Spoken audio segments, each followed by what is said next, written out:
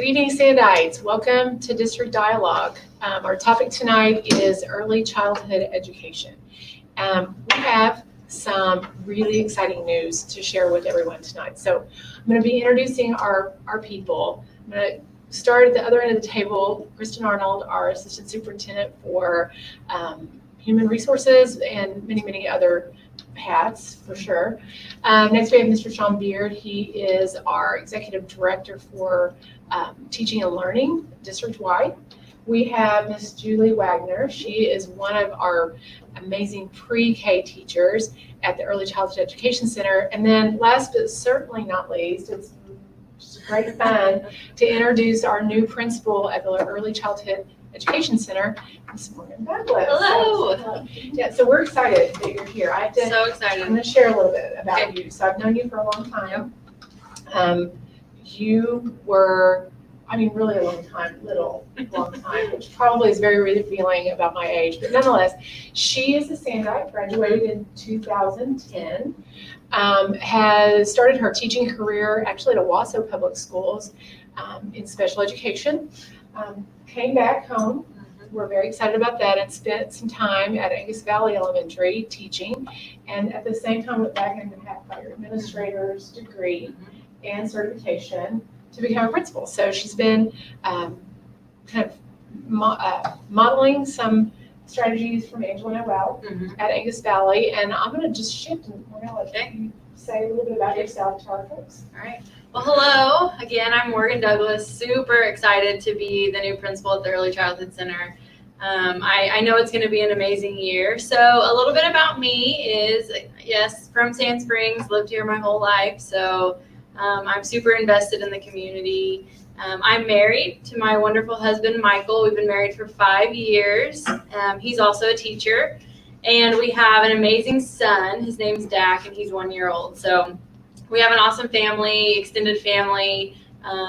We're actually a really family-oriented group of people. We love doing family gatherings and just hanging out. So that's a big part of our lives. A fun fact, which I share this, I feel like at every event we have, but we love playing pickleball. I played sports in high school growing up, so pickleball is something that we recently started, and it's super fun. Some people would say that it's for older people, but you know what? It's amazing. I think you pointed out it's for older people.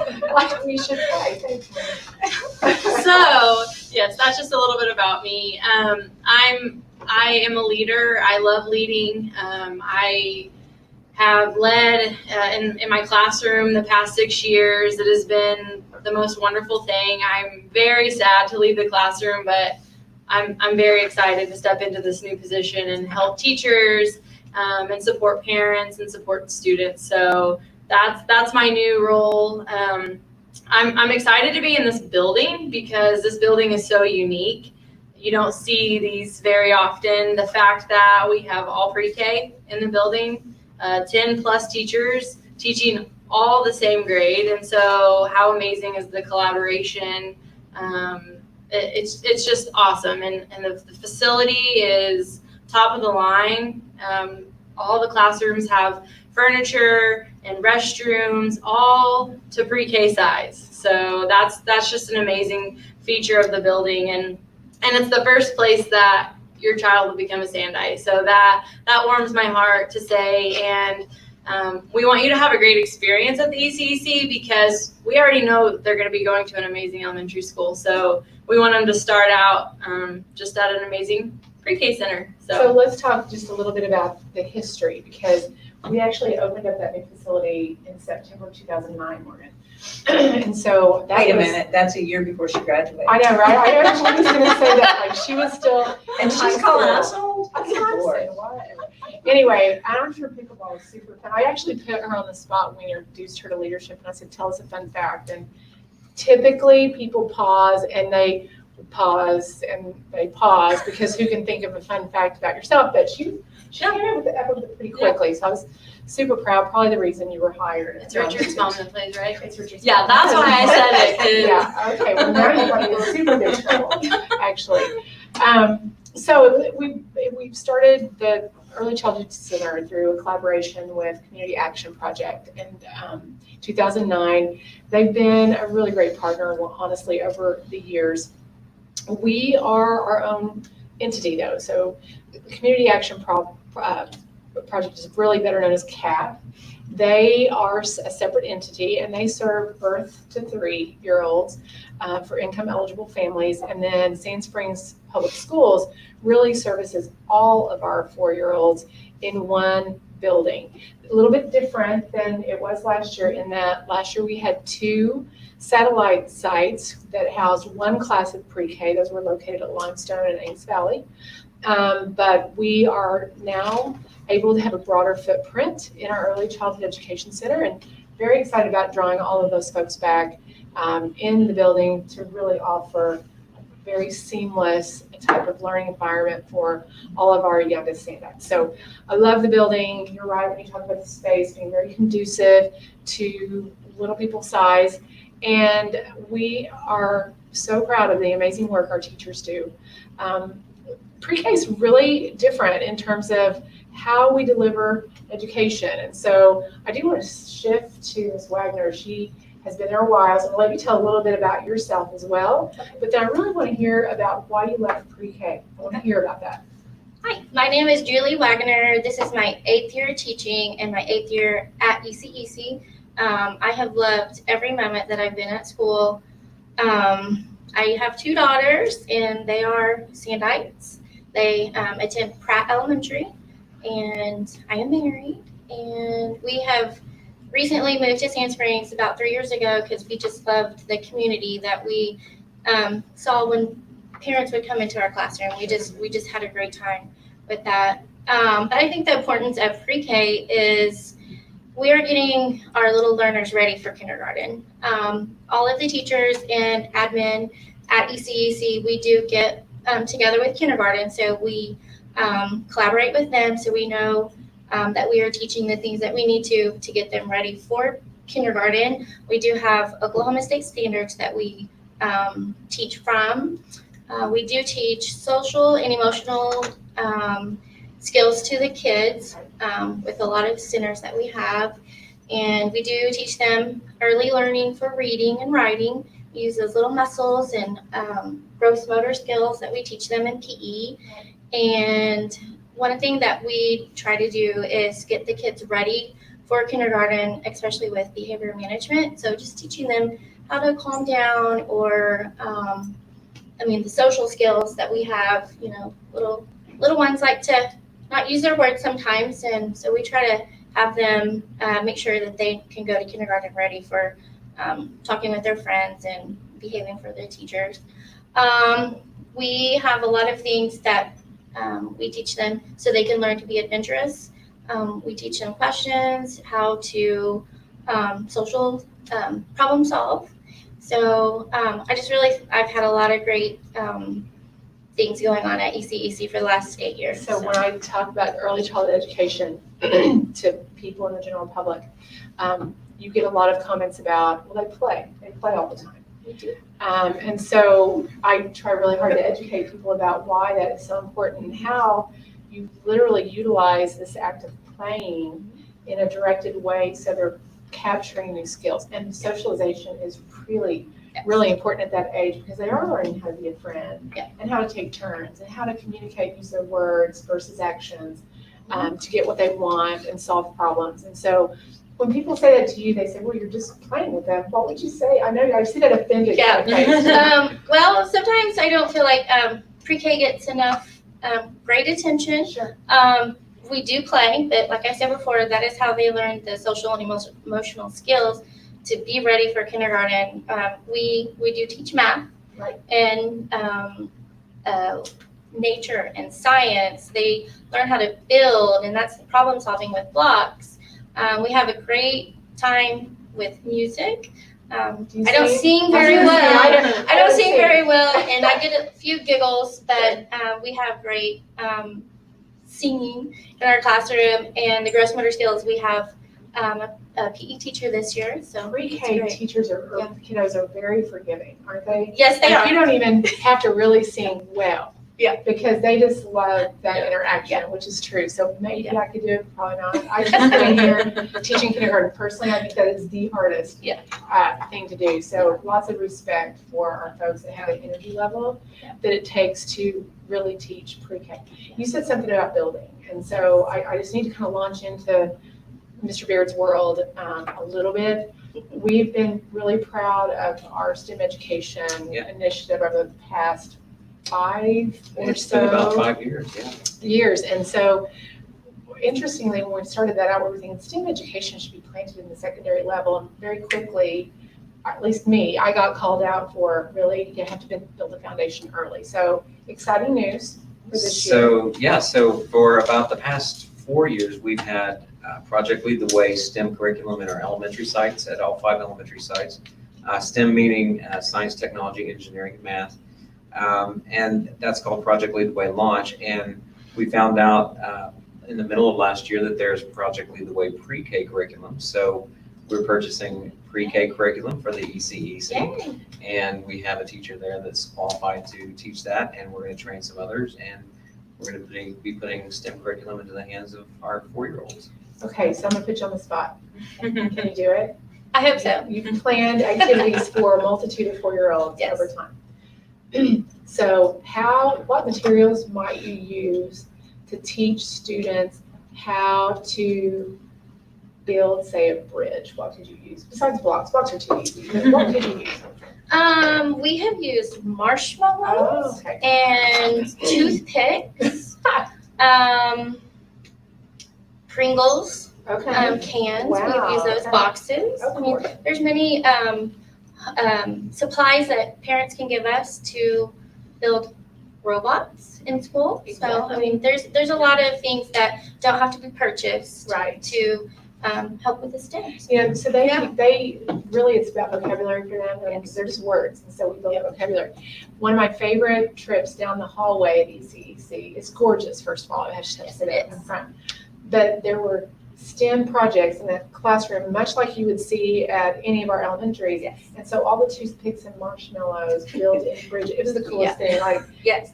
you must be able to put a car underneath it, and they figure that stuff They out. do. It's just super cool. So Sean's been a big piece of really the implementation of STEM education across the board. And interestingly enough, some of those same things that you just mentioned are some of the materials that they use in these programs to help teach kids about engineering principles. They also teach them about biomed, and It's materials that very they see at their home, so Oh, yeah. they understand what they're So using. now I'm gonna put Sean on the spot. So as we were interviewing principals, one of the biggest questions was, do we have a consistent curriculum at pre-K? And when we pause and think, is there a curriculum at pre-K?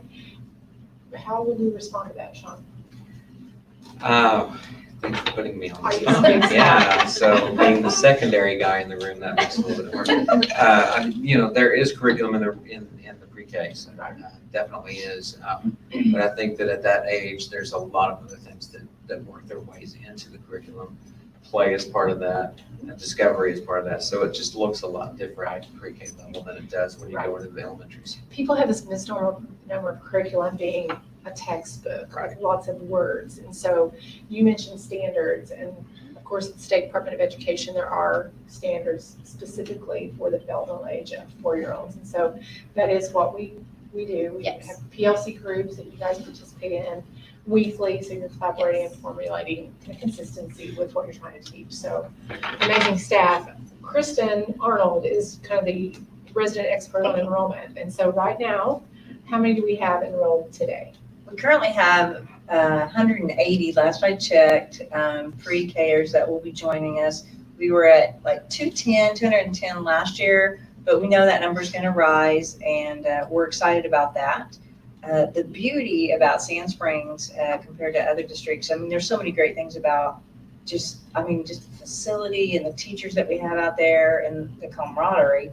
But one of the great things is Sand Springs offers a full day program for pre-K. So many of them, like I'll hear from other districts, or, when you network or you hear from other people, that those programs are only half a day, and literally parents will stand in line trying to get a slot into a pre-K in other districts. But we are wide open. We want your 4-year-olds to go to school because we understand the importance. And I remember, years ago when that opened in 2009, Mr. Snow saying, we're going to take all fours. We're going to take all fours. And before we added on to ECEC, it was full. And so that's where those annex sites came from. But it was always the goal to get all of our fours together. So we've reached that goal this year, and we have some additional classrooms, and we're ready to fill them up. And not only, for just people that live in Sand Springs, but we take transfers to our 4-year-old programs. And so we have a lot of surrounding districts.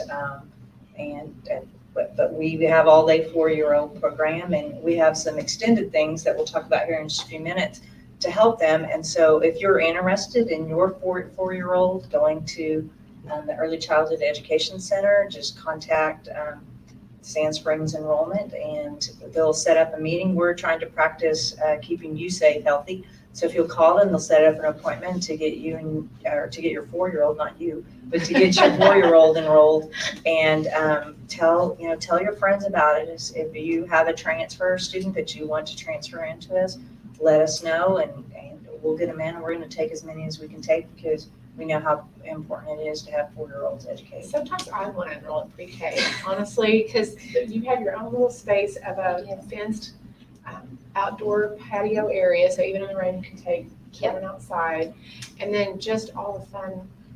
The playground. Oh my goodness. Yes. All the windows really- are built yes. like they're like this high off the ground I for actually children. think I have a picture of myself on the playground sitting in one of them. It's the most fun. You could probably try to find that on the internet. You probably would, and it would be sabotaged. Here's my question though, 180 is a little atypical for July, truthfully. Am I right about that?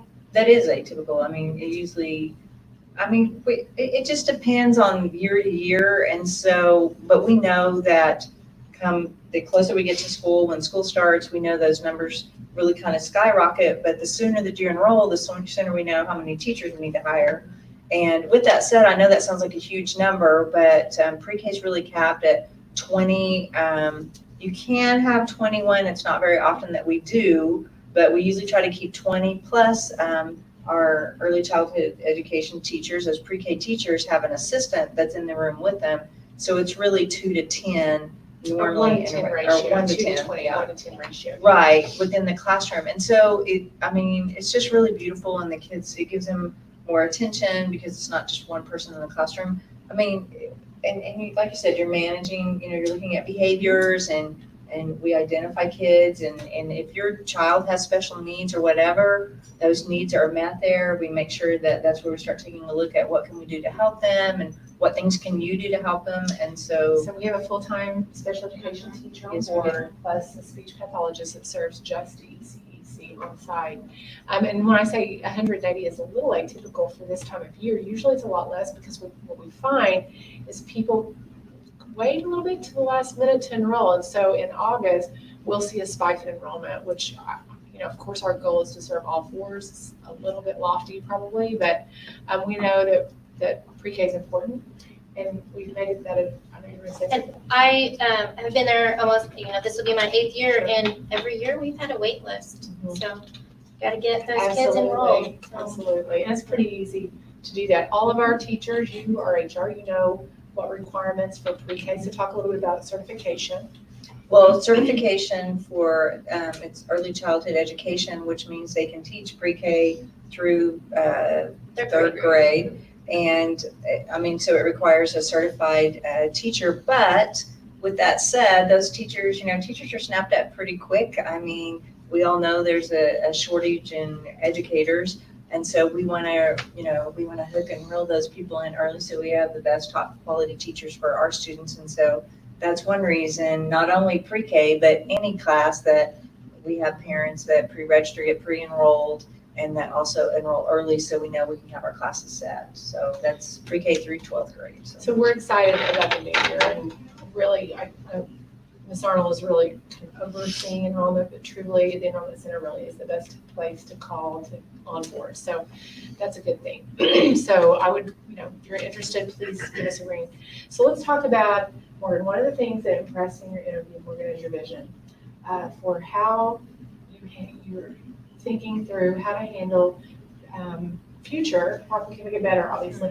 But then also a vision for how we're going to start school. I don't think any of us can deny the fact that we're in this pandemic. And we're working really hard. I know I said a couple weeks ago that we're going to be pushing out our guidance next Tuesday night at Dialogue. I'm talking to our families and our patrons about how that's going to look. And I know there's going to be some changes with how pre-K has been run in the past because of dealing with those issues. So can you talk just a little bit, Morgan, about your vision for, say, drop-off and pick-up? So in the past, at the Early Childhood Center, parents have come in physically and dropped their student off to the classroom and picked them up the same way. And so with everything that's going on, we're going to have to change those procedures, and we're in the works of implementing a car rider line. It's not set in stone yet about procedures, but I want you to know that we're gonna keep your child safe and our staff safe and you safe. That's our main priority. And so my plan is to push out a detailed video of what exactly you need to do once you pull up to the car rider line come the first day of school. I'm planning on implementing some of our staff in the video and just exactly what you'll need to do. So be looking for that. And on that note, if you do have a 4-year-old that's going to be enrolled, follow Sand Springs ECEC on Facebook, because that's where a lot of our information is going to be pushed out on, as well as Sand Springs Public Schools, the main page. But yeah, we want safety is our main priority. So what's the rationale, Morgan, behind a drop-off pickup line, a car rider line, versus how we used to do things? Explain the rationale behind that. So it's less people in the building. That's just the big one.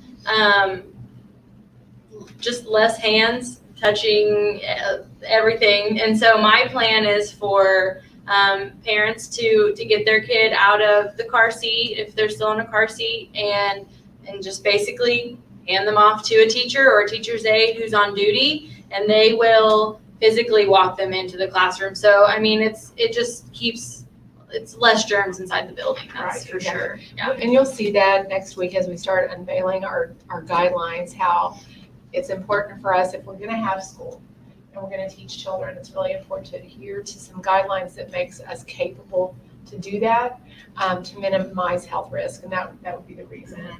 So thank you for kind of thinking forward. But she comes excited with all kinds of ideas, and I know she's thinking through how classes are going to look, how you're going to be hands-on involved in supporting teachers in ways that will help them build capacity. So I forgot to mention this earlier, but it fits in here. So if I am at work and I can't pick them up when you guys let out, and let's say that my mom, like I have a 4-year-old at my age, but if my mom was going to pick them up, what would that look like? Do you have, can you tell us about the before and after school care for 4-year-olds? And because I know that's. Yes. Well, if someone else is picking up, Squirrel's not working. if someone else is picking up at normal time, we definitely want you to call our secretary and make us aware. And we'll also have tags for your cars that match a tag on the student's backpack. That way we know that they're going with the right person for the day. But as far as before and after school care, that's something that we do provide. You have to pay for it, but we know Minimal though. We're trying minimal, yeah, and I'll share that in a second. But our normal school day is from 7:50 to 2 o'clock. And so that means drop off starts around 7:30 or at 7:30. And so you can drop off from 7:30 to 7:50. And then pickup is at 2 o'clock to 2:20. And that's Monday through Thursday. And we do have early release Fridays. And so pickup will be at 1:45 on Fridays. So if it conflicts with your work schedule, one amazing thing that we offer for minimal cost at the Early Childhood Center is before and after care. So our before care is going to start at 7 a.m. and go till 7:30 when they'll be escorted to their classroom. And that's $5 per day. And then our after care goes from 2 o'clock to 5 o'clock, and that's $10 per day. So if that allows you to bring your student to be in pre-K, then we want We want you to do that. So that's an awesome opportunity that you have at minimal cost at our building. And did I hear you say, Ms. Wagner, that you actually worked in Yes. aftercare? I've worked aftercare for the last 2 years. Okay, so let's talk about the care that's provided after school, because we are an educational institution, and so one thing we pride ourselves on is being able to offer meaningful activities in a fun way so that we still provide learning. So talk to me about a little bit of activities that you did after school. Sure. What does it look like? A lot of the kids are not our kids in our classroom, so whenever they come in, they get to use the educational centers that we already have out. A lot of the times we did have someone come in and do science activities with them. We had music. People come in and we get to go to the PE room and just have the gross motor and go outside. We kind of lay off a little bit on the book work that we would do, but we just make sure that they have a lot of fun and we get the one-on-one relationship with the kids, because we do have an assistant that helps us as well in the aftercare. Okay, this is gonna sound really weird, and I'm gonna put Sean on the spot again, because we know in the current COVID situation, I know he thinks that he can't answer the question, but he's gonna do this beautifully, by the way. But we know we have kids that are eligible because they're gonna turn 4 by September 1, that would be eligible to go to pre-K. But we also know in the realm of the pandemic, there are folks that are nervous about sending their child to school. Last week, I know Ms. Hamilton mentioned those folks that have maybe grandparents that are falling in that kind of compromised age range would be nervous. And so I was a little bit outside the box thinking, Yeah. but we do have a few kids that are choosing pre-K virtual school. Yes, we do. And so Sean, in his bag of tricks and experience, honestly, has a vast array of experience with virtual learning. And so he was kind of that person that pioneered our program in the district and did a beautiful job, no doubt. I actually do compliment you sometimes. Sometimes. Amazing person. But started that, and so people will kind of pause about pre-K virtual. Right. What? Yeah. And so talk to us a little bit about that. So we've had, in the past years, we've had greater interest in elementary in Virtual Academy. And we actually have a set curriculum that we use for the Virtual Academy, but from pre-K up to about 3rd grade, we have a different curriculum that we use for early childhood, because it does look a lot different when you're trying to teach a child in those formative years. So we have a learning system called Calvert that we use with Mr. Broder, who's our current director of the Virtual Academy. And we have a new facility that he's moving into, and he has an area set apart for centers or time that the kids can come in and work together and sort of engage and have some social time to work with a teacher on a somewhat asynchronous, like irregular basis. Right, and so you minimize exposure Minimizing to other exposure. children in a large school system. I mean, 180 Right. kids is a far cry from a few that will. A few, yeah. So it still provides that social aspect of play without exposing them to a larger group and on a minimal basis. Right. Well, you can talk through the possibility, we're kicking around the idea of offering a stipend for maybe a pre-K teacher. Correct, yes. Currently, we have an elementary certified teacher that works as tutor with the program, but because we've had a greater interest in recent months with early childhood, we've had 4 pre-K enrollments so far. And so because of that greater interest, we're looking at adding an additional staff member. Right.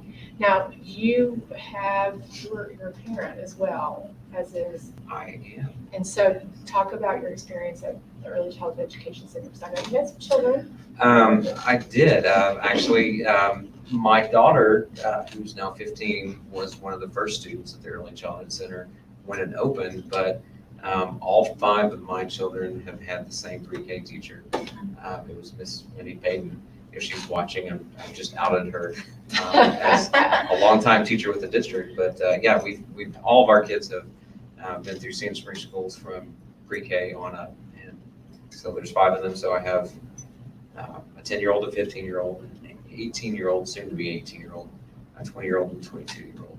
Oh, there you go, Wendy. So now you Yeah, know. really So you out know there. the There balance. you go, That's what I'm Wendy. saying. And but you also taught with Wendy Payton too. So Yeah. there are some phenomenal teachers that have been at pre-K. Great that are in teachers. the district. So Kristen, put your principal hat on for a minute. Kristen is a brilliant employee as well, which is amazing, and she carried that principal hat for many years prior to assistant superintendent.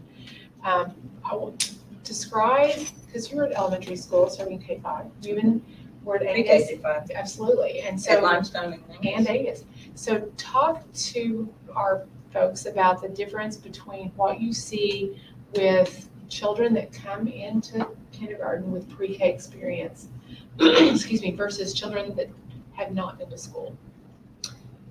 It is, I mean, the gains are astronomical. It's just really, it's unbelievable. In fact, I even worked for CAP, Community Action Project, for a while.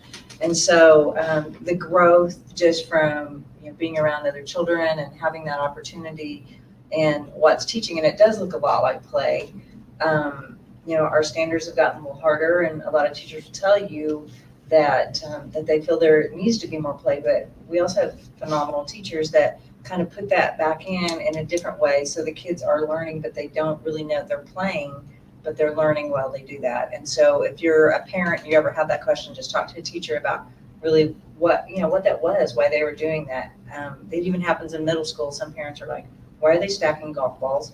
But there's really a reason behind Yeah. that. But I don't have that skill of stacking golf balls. We actually. Right. Pictures of that too. Yeah. Kristen has a that. picture, and if we could put it on the screen, we might do that, but she literally can't get out of the world. I don't know, it took a while, but it was determination. So perseverance. It was Perseverance, that was the keyword. But with that said, it's just leaps and bounds, and so it's so beneficial. So if you have that opportunity, and it is free, there is no cost.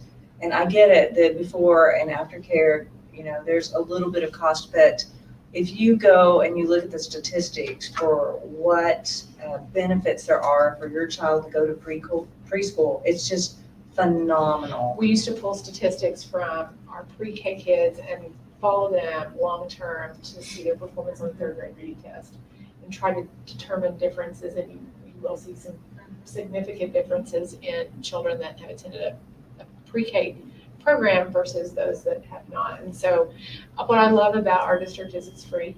We open it up to everyone. So And the transition from even pre-K, because it's a different site, to the elementary schools. So in years past, of course, this year looked a little different how we ended, but we have transition meetings, we have employees come in, and that collaboration between the pre-K teachers and kindergarten teachers, and just kind of where they're at, and being able to, it just starts children out ahead, because you kind of have an idea where they're at when you're going to get them, and if they have some needs or some helps and that they need when they push forward into their elementary career. It's right. It's like the commercial, Well, let's talk about students with special needs for a moment and have that experience as a teacher. You were in the Angus Valley program for a while, addressing those needs. You had students with some fairly significant needs for accommodations and such.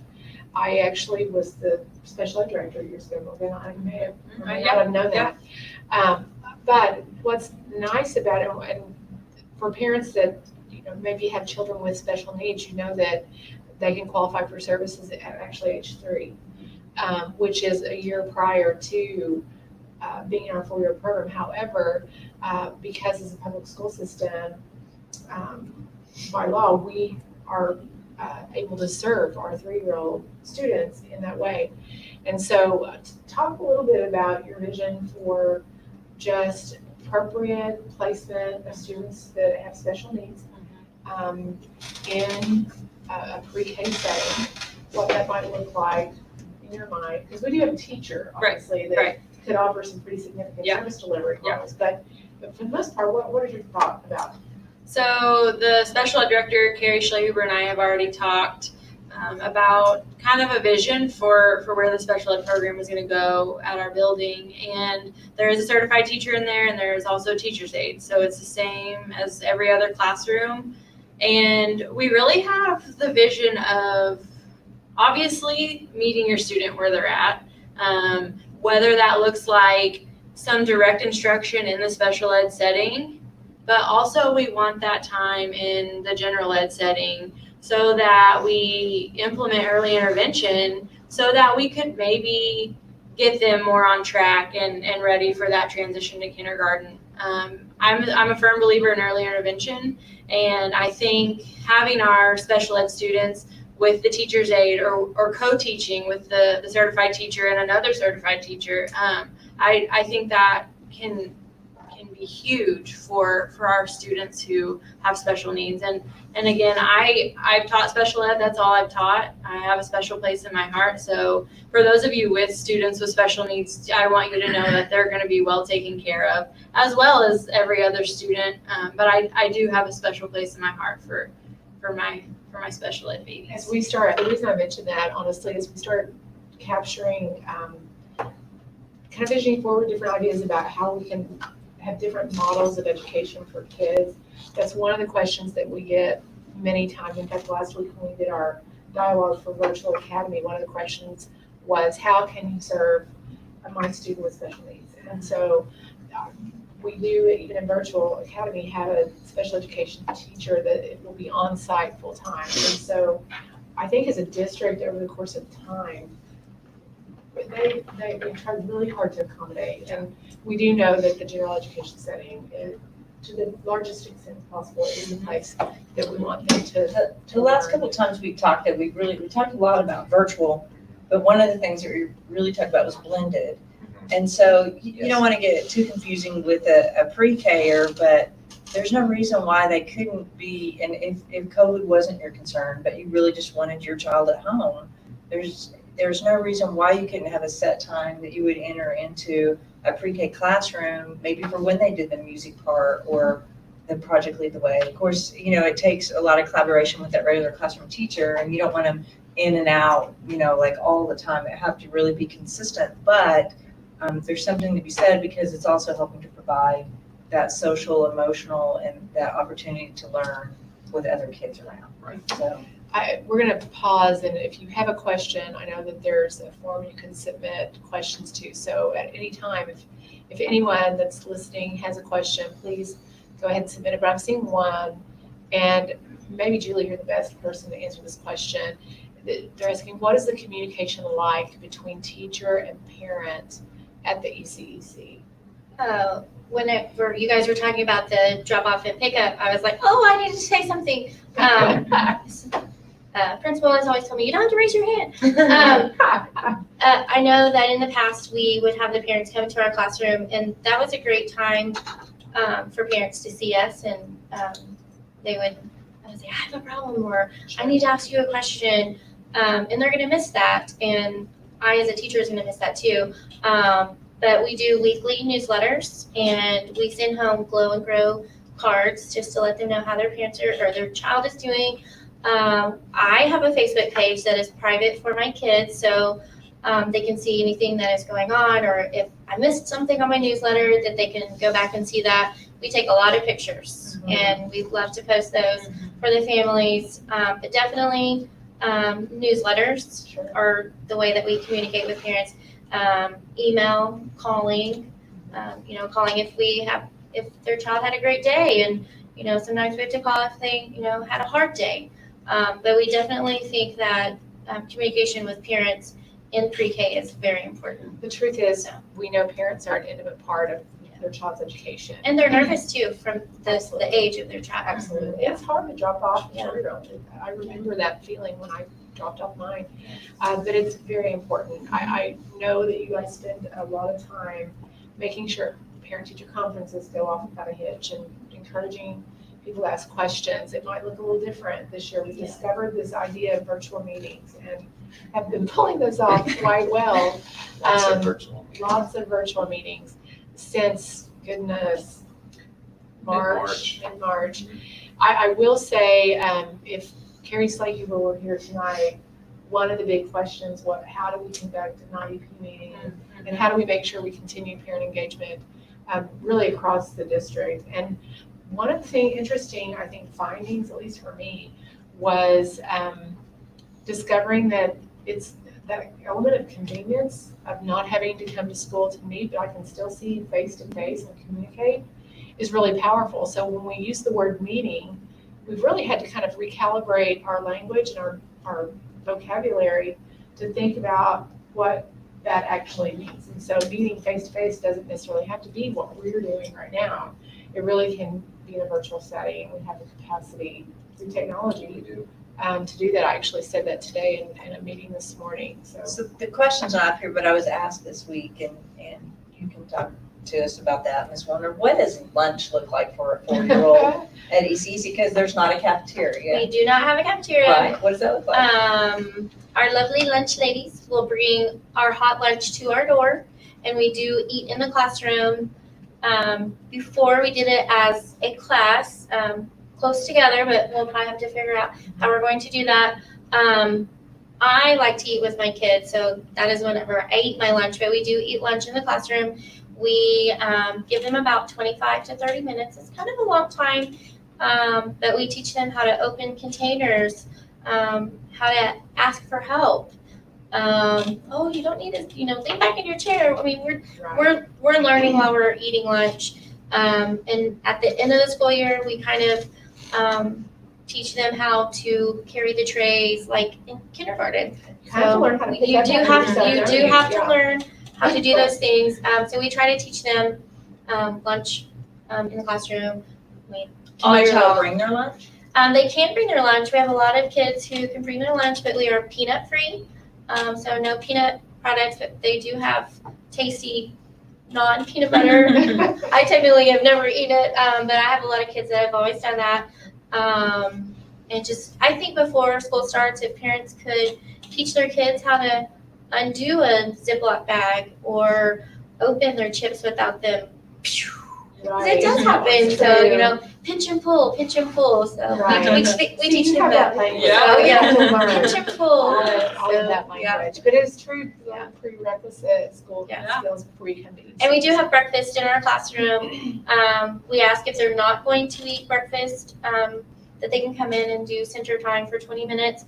But that we ask not to bring breakfast to school, but we have a great breakfast for our kids in the classroom. Okay, so did you happen to drive by ECEC when they were delivering lunches and breakfast during the closure? I actually utilized it with my daughters. Okay. We went to Limestone and ECEC, Okay, and the choices were the same as they Right. were during the school year. did you see the costumes? I really kind of. I did, and the little pinwheels, and Yeah.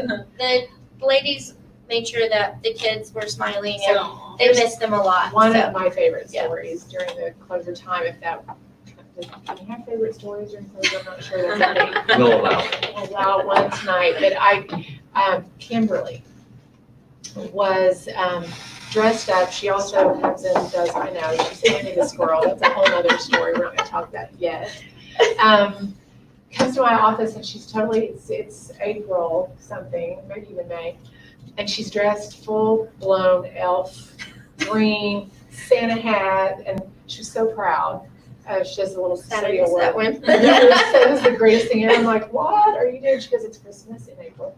And she was so proud. But it's really kind of that special commitment of people that really do try to make it fun for kids and make the experience of ECEC pretty beautiful. So we'll see when will Sean Beard create a Sandite TikTok page and begin to dance on it. Sean, do you have friends out there or what? I think, That's an actual I question. think there's a couple of people out there that are, It's got to be Matt Spamming us Barnett. He right also now. wants you to invite him you lunch. don't have to read everything. that- I'm sorry. I don't even know. I was wondering why you were Sean, laughing. what's a TikTok page? I'm joking. I'm not even making you answer that question. Thanks for putting that in there. I am simply following instructions, boss. That's so funny. I think, why are you open May? Okay, so it's 7:44. I appreciate you watching. We have one more minute. I'm going to totally put Morgan Douglas on the spot. Wait, can we talk about about our Sandite? yes, Yes, right. Sandite Center. That could be the answer to the question. I'm not sure. The question is actually, I wrote it down, what are you most excited about? It could be the early learning. So you could combine it into like one last question. Yeah, and that's one thing I'm really excited about. It's maybe not the most, but one perk is having our new early learning center housed in the ECEC that my son will be going to. So essentially he'll be with me all day and I can, Well, not exactly. Yeah. He'll be in your building. he'll be in my Yeah. building. Yeah. Wishful thinking. Yeah. I don't get to hold him and love him all day. But I could probably go peek my head in the door and So- say hi. You could. Yeah. People don't like it when we say that it's the daycare. I Yeah. get really big trouble Yeah. with some of our principals because it really is, we're calling it the early learning center. We do have the luxury of Yeah. providing daycare for certified employees that would make that choice. So pretty exciting. But what I'm So- really most excited about is just making a positive impact on this school, on the students, the families, the teachers. Please know that I have an open door. You can email me, call me anytime, and I'd be willing to talk about any questions or concerns that you have. Have you started working yet? Yeah. Yes, she has. I've emailed her. Yeah. Yeah. Well, July 1. Yeah. I started the contract. So I knew most, is zealous, which is Yeah. really great. So honestly, you guys, we're running 1 minute late. That concludes our dialogue for tonight. This will be posted on and staying on our Say That Learning YouTube channel for view later. Spread the word about our Early Childhood Center. We're really proud about it. Again, enrollment is open now. And hopefully you have the time to join us next week. We'll be talking about our reentry plan and health guidance for the 2021 school year. So thanks for joining us tonight, you guys. Tell your friends about us. Absolutely. Yeah. Subscribe. Subscribe.